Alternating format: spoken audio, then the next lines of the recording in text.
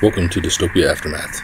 In my quest to understand how we are going to end up in some weird dystopian future, I am uncovering some old radio broadcasts. In this series, I'm going to play the old FBI files so we can understand how we got to where we are with some of the laws that we have. Please enjoy. This next story is about William Roscoe from the FBI files. There are no major developments in the war news to report. Any new developments will be brought to you immediately. Keep tuned to your Blue Network station. This is your FBI.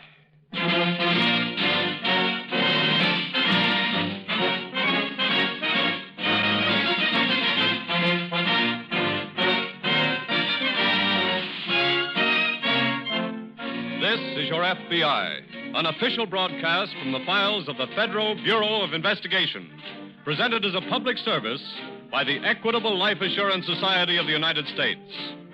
To your FBI, you look for national security, and to the Equitable Society for financial security. These two great institutions are dedicated to the protection of you, your home, and your country.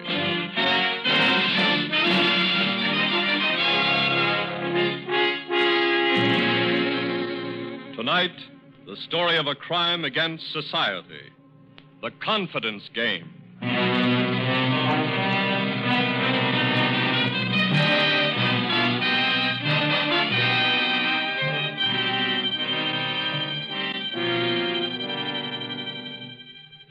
There are some people who seem to wait for laws to be made so that they can break them. Break them and make money doing so. To those people, a curfew means a speakeasy. A price ceiling means a black market. A war means a high-pitched, gullible nation. They like war, those people, because they can make money out of it in 100 different ways. Sooner or later, they all get caught, but they try. They try every angle that a nation at war provides, and they try it in the most innocent places. Places like... Well, take the sunny boardwalk overlooking the ocean at a resort near New York. Tilt your face up, Abby. Let the sun get at it. It only brings out my freckles, Lily, or else I start peeling. Oh, it's good for the bones. Oh, I wish we were really on vacation from school. But I can't help feeling a little guilty about spending money in wartime. I think of poor Mrs. Greenway and... She hasn't heard from her son yet? No. She's hoping he's a prisoner of war in Germany, but... I beg your pardon, ladies. I couldn't help overhearing you mention the name Greenway. Do you by any chance know the lad's first name? Well, Forgive my rudeness, but I've just come back from overseas myself, and I thought perhaps... Oh, his name is Herbert. Isn't that it, Abby? Yes.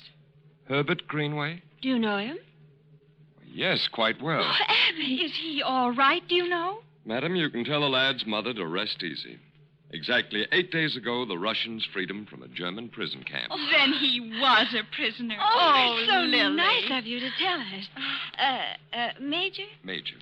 Major William Evans Roscoe, at your service, miss. That is, I hope it's miss. Yes. I'm Miss Tompkins, and this is Miss Bergen. How do you do? Most charming pleasure. You see, I happen to know about the Greenway boy because... May I sit down? Oh, please do. Of course, move over, Lily. Yes. Thank you. Now, as I said, I've only just returned from some very secret work overseas in connection with prisoners. I leave for Washington shortly to make my report. When? Well, not for a day or so. I've been granted a short leave, but frankly, I don't know anyone in the city, and would you ladies think it very presumptuous if I asked you to join me for dinner tonight? Oh, it would be a pleasure, Major. Miss Bergen? Well, Lily, you know I promised the Perkins. Oh, yes. I'm very sorry. Some other time, perhaps? I'd like to. But I will have the pleasure of your company, Miss Tompkins. Well... Please, take pity on a lonely serviceman. You know, I haven't had a real meal or charming company for, well, let's not say how long. Oh. Major. Yes? Wouldn't you prefer a good home-cooked meal? Well, as a matter of fact... Oh, I'd be so honored. Well, I Oh, couldn't. please. It would make me very happy. And it's the least a civilian could do. Well, in that case, I'm at your service, ma'am.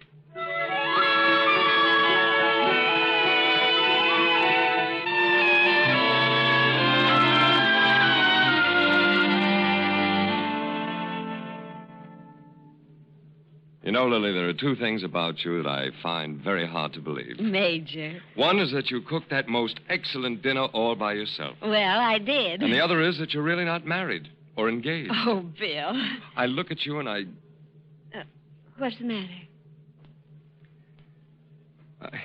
I think I better go. Why? Because I can't do this anymore. Lily, forgive me for what I'm going to say. Bill, I don't understand. Can you understand the feeling of, lost time that war gives a man? Can you forgive it? Can you forgive me for saying, Lily, that I love you? Bill. I know we've only just met, but I want to run out and buy you flowers, buy you champagne, buy you... Lily, I want to buy you a ring, an engagement ring. An engagement? You don't have to say yes this minute. You don't have to answer at all. I know it's sudden for you, but I want to... What, Bill? Funny.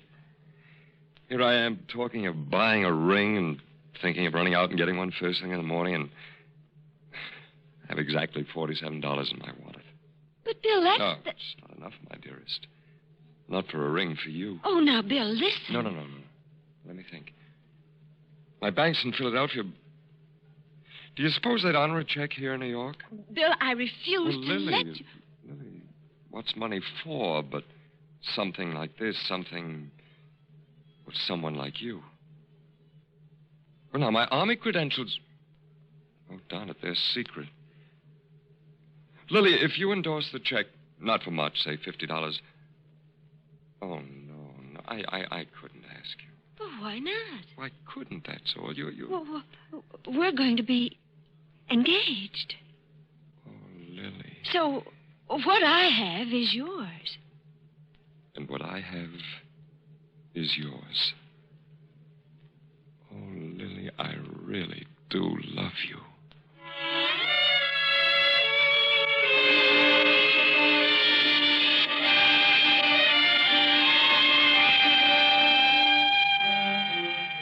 The world is filled with people looking for love. And people in love forget to ask questions. They don't care. Lily Tompkins didn't ask, didn't care, didn't know.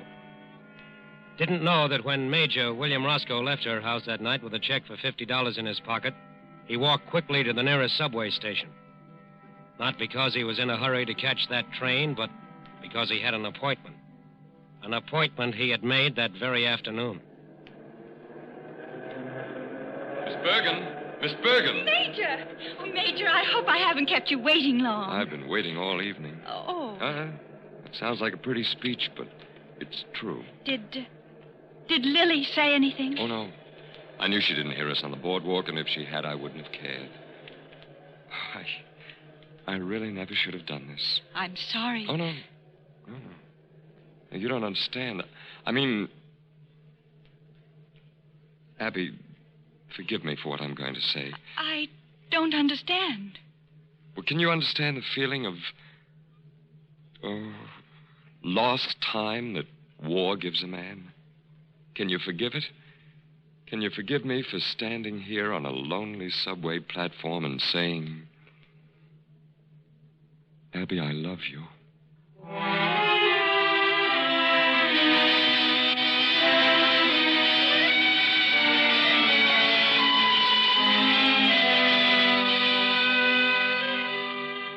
The confidence game requires only two players. A gullible, rather lonely woman, for example, and a man with a great deal of charm and absolutely no scruples. It's an old game, but it becomes a particularly nasty one when a new twist is added. The twist of taking advantage of a war. Still, it's a game, and like all games, it can't last, particularly when checks are involved. Sooner or later, those checks turn up at the FBI. Are these the checks, Robbie? Yes. Both for $50 and both returned marked no account. Didn't those women ask the Major for any credentials? They felt the uniform was enough. And the Army never even heard of William Evans Roscoe. Probably an alias. Yeah. Well, it's a low trick, all right, to use the uniform of a... Well, he won't be wearing it long. Has the laboratory reported on his handwriting yet? We're waiting for a teletype from Washington now. $50 from 2 school teachers. 2 checks. And one within 10 hours of the other, which makes me think he's an old hand. I'm looking forward to that report from Washington on Major Roscoe.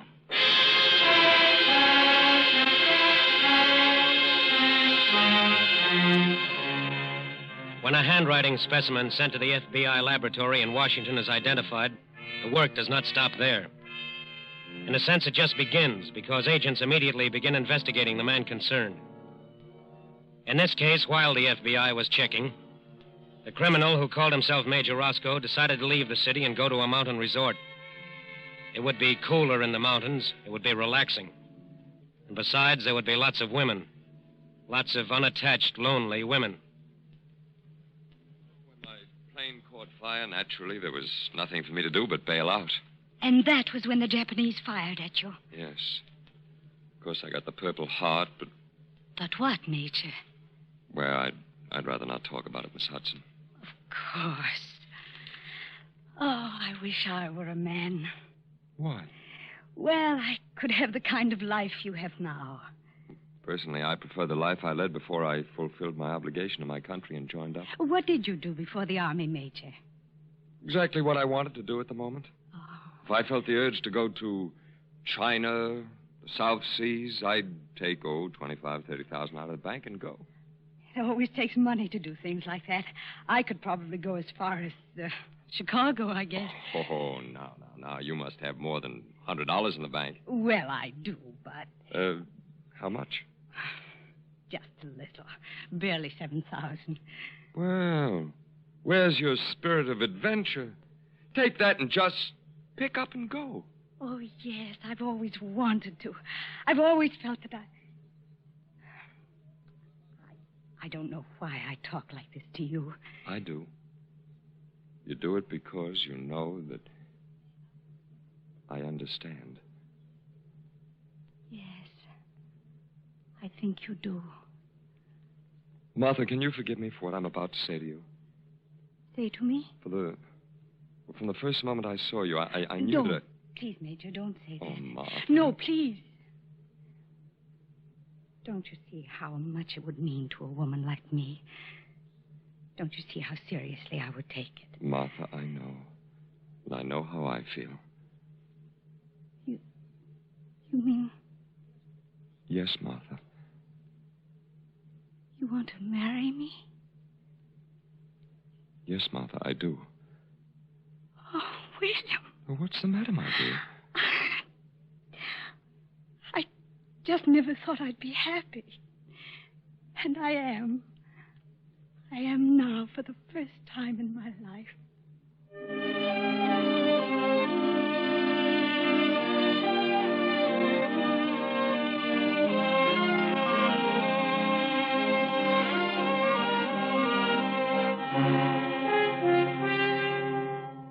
2 days later, another check marked no account turned up at FBI headquarters in New York. Another check signed by Major William Evans Roscoe. A check that Major Roscoe had cashed at a resort in the mountains. Now the trail, the path, the road that led to Major Roscoe was getting shorter, much shorter. For the agents went at once to the resort to see the manager and then the major. Well, really, gentlemen, if you can't accept a check from a major in the United States Army and a major who's been decorated and wounded, Lord knows what else... Did you ask to see his credentials? Well, no, but after all, his uniform is enough. Unfortunately, the uniform is not enough of a credential. Not with people like Major Roscoe around. By the way, has the major been very friendly with any particular woman? Yes, with Miss Hudson. Very nice lady. Miss Hudson, huh? Miss Martha Hudson. We'd better see her right away, Leo. Oh, you can't. She's gone, too. Two? Oh, yes. They both checked out yesterday, and he paid for both. By check? Yes, by check. You have Miss Hudson's home address? Yes, I'll get it for you. Check. A day too late. Yes. The laboratory report on his handwriting certainly indicted him. The major has quite a record. He's been operating for almost 5 years under about 20 different names. I think we'll catch him this time. That isn't what worries me. What then? I was thinking of a Miss Martha Hudson, of the report from Washington that the Major's been married twice. And both wives died almost immediately after the wedding.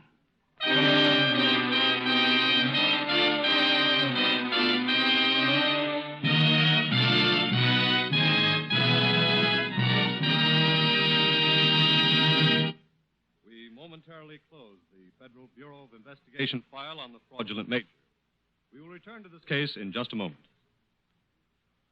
Since the dawn of history, men have been fighting to win security. First, security against marauding enemies. And then security against the despotic power of kings and nobles. Freedom of speech and religion, trial by jury, protection against arbitrary arrest and imprisonment. These are some of the great securities which our ancestors bought for us with their blood and their lives. In the last century, men set out to win still another security for themselves. It was freedom from money worries, protection against the financial uncertainties of the future. And to this end, in the year 1859, a group of Americans founded the Equitable Life Assurance Society of the United States. Their idea was that by joining forces, by combining their dollars into a common protective fund, maximum security for each individual member would be achieved. Self-help and self-reliance, voluntary cooperation by men willing to work together in ways that benefit the entire community. That's the American way. That's the equitable way. By serving its members, the Equitable serves America. And now, back to the file on William Roscoe, confidence man.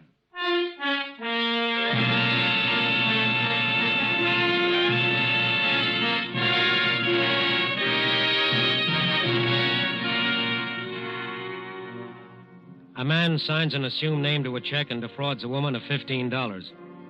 He's done it before many times. He's never been caught, and he sees no reason why he should be now. But the FBI has his record. They know his method of operation. And now, on a train returning to New York, they are finally on his trail. The description we got at the hotel fits the one of the report, all right.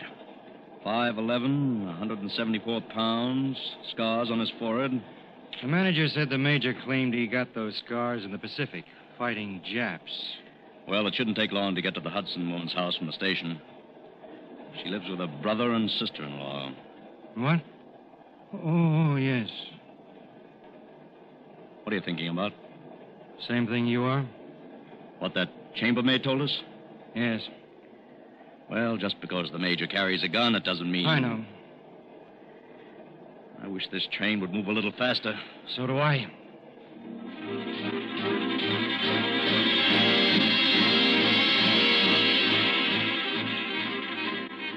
That train was due in New York at 3:45 p.m., but it was 10 minutes late. And at 3:50 p.m., Major Roscoe was waiting in the railroad station, waiting to board a train.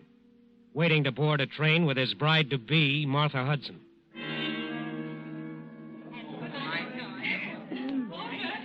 You sure you got everything, Martha? Of course, Edna. Now, don't worry so. I just wish I could be with you in Boston for the wedding. I wish you could be with your sister, too, Mrs. Hudson, but Army orders, you know. There's nothing I can do. Of course not. Stop getting so upset, Edna. Well, I can't help it if I care more about your own sister than you. Oh, Martha. Edna, now don't cry. I'm just so happy for you. There, my dear. Don't you think Martha's safe in my hands? Oh, yes, that's just it. It's all so wonderful. Oh, for Pete's sake. Let me have your handkerchief, Harry. Martha, my dear, I think we better... Yes, William. Harry? Sis, well, all the luck in the world to you. Thanks. I think I've got it now. Goodbye, Edna. Goodbye, honey. Goodbye, Major. Take care of her. I'll do my best. Harry, old man. Goodbye, sir. Thanks for everything. I can't tell you how... Oh, the tickets. Holy mackerel. Here they are. Thanks for picking them up. Oh, forget it. You've got my check. Sure. Well, goodbye, then. Goodbye. Goodbye.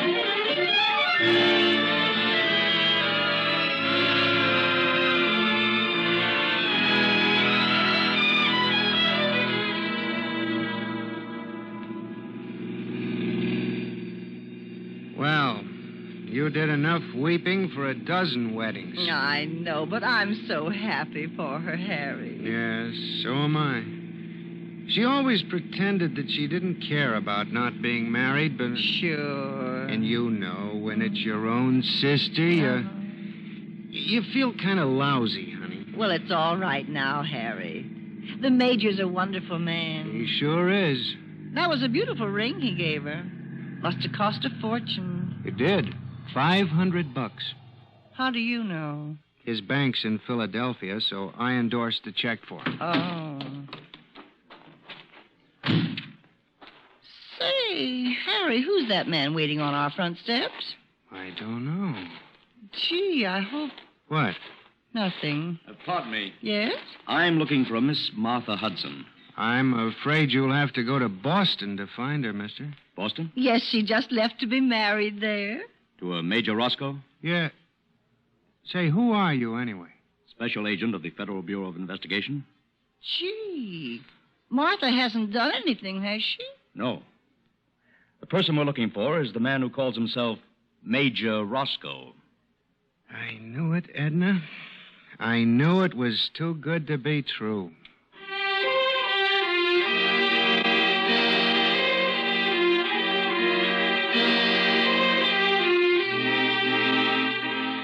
There is not a section of this country that is not covered by the FBI. Before a train carrying Major Roscoe and Martha Hudson could have arrived in Boston, special agents in that city were notified by teletype to be on the watch.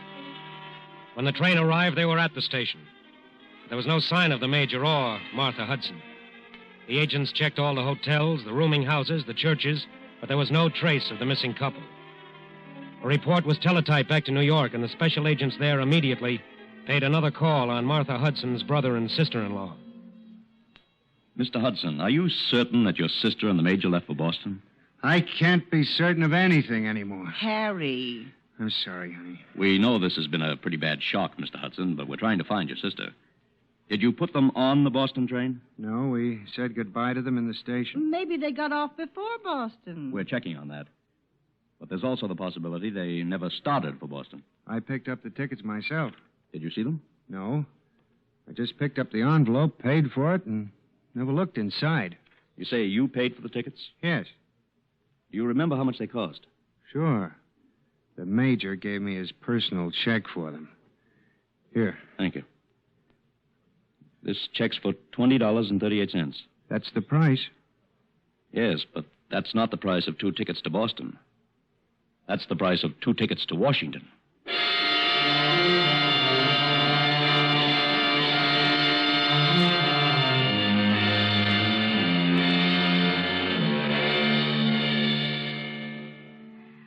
William, why did you tell Harry and Edna we were going to Boston instead of Washington? Oh, just the incurable romanticist in me, I guess. This way we seem like 2 carefree youngsters running off to this hotel secretly. Oh, William, we're going to have such a wonderful life. Oh, dear. What's the trouble? In all the confusion of getting away, I didn't have time to get to the bank. I stripped myself of cash. That's all right. I have some. It's a fine way to begin our life together. What do you mean? Borrowing from you. Oh, it's not borrowing. Whatever I have is yours anyway.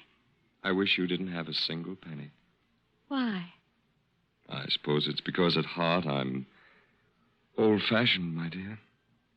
But I wish you were completely dependent on me. I wish you had to come to me for every penny. William, may I have your pen? What are you going to do? The pen, please. Here. Thank you.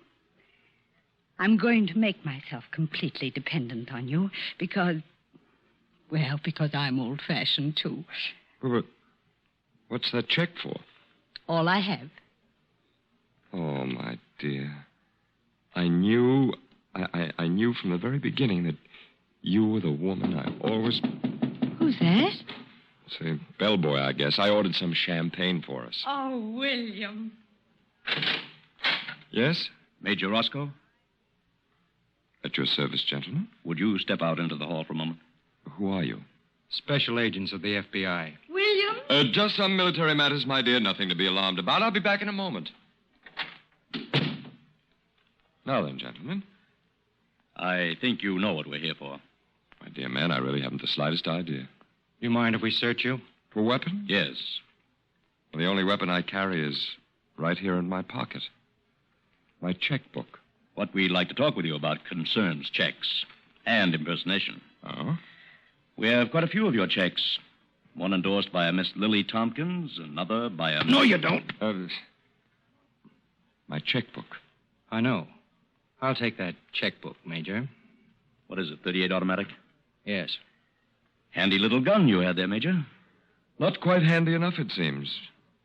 But you know, gentlemen, I should have known from personal experience that as a weapon, the checkbook is much better than the gun. Shall we go?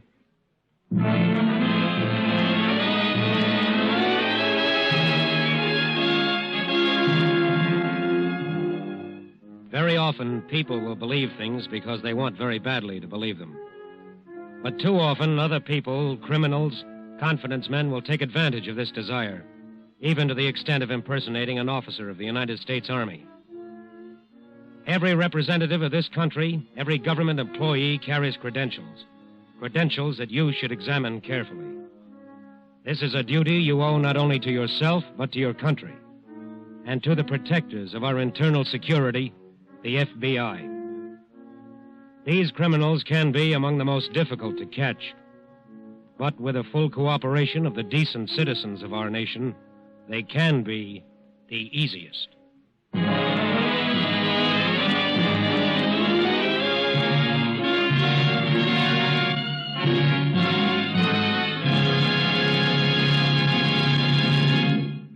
You will hear about the file on next week's case in just a minute. Yesterday, somewhere on the island of Okinawa, a young American infantryman stepped on a landmine. It blew up in his face. Today, both of that boy's legs are going to be amputated. Compared with his sacrifice, anything that any of us does here at home seems trifling. Nevertheless, while we can't do as much as the men and women at the front, we can do our best. And that best is vitally important to victory. So it'll be a source of satisfaction to Equitable members to learn that 44% of this society's assets are now invested in war bonds and government securities. Recently, Thomas I. Parkinson, president of the Equitable, pointed out what this means. He said, quote, "For every one of its 3,200,000 members, the Equitable now owns government bonds amounting to $490. For each member, an additional $220 is invested in industries and utilities which manufacture weapons of war, plus $115 per member invested in railroads engaged in war transportation. That's another reason why we say that in wartime, Equitable dollars are fighting dollars, and at all times, they are security dollars for you, your home, and your country.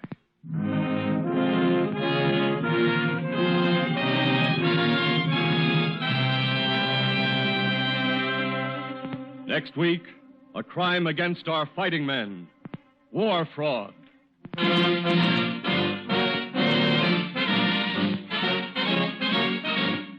The incidents used in tonight's broadcast are taken from the files of the Federal Bureau of Investigation.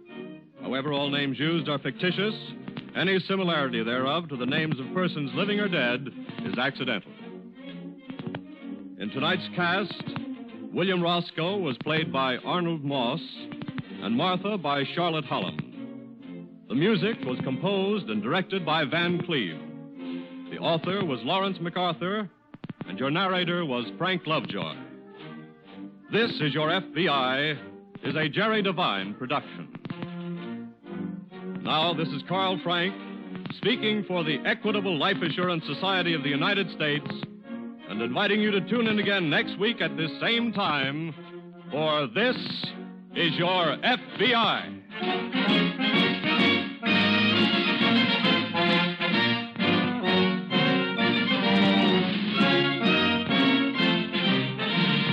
This is the Blue Network of the American Broadcasting Company.